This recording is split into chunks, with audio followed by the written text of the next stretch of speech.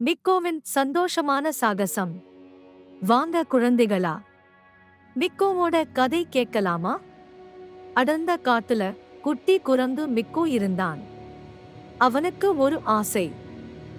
கிளிகள் ஒரு மாய ஜலபாதத்தை பத்தி சொன்னாங்க. அங்க போனா என்ன வேணும்னாலும் கிடைக்கும்னு சொன்னாங்க.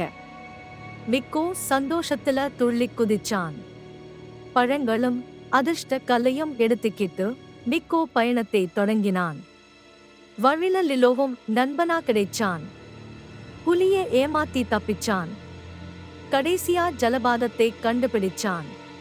மிக்கோ, என் நண்பர்களோட எப்பவும் சாகசம் பண்ணணும்னு கேட்டான். ஜலபாதம் ஜொலிச்சது. மிக்கோவோட சந்தோஷம் காட்டுல எதிரொலிச்சது. இப்படிப்பட்ட சந்தோஷமான கதைகளை இன்னும் நிறைய கேட்கணுமா? அப்போ இந்த சேனலுக்கு சப்ஸ்கிரைப் பண்ணுங்க. உங்க நண்பர்களுக்கும் ஷேர் பண்ணுங்க.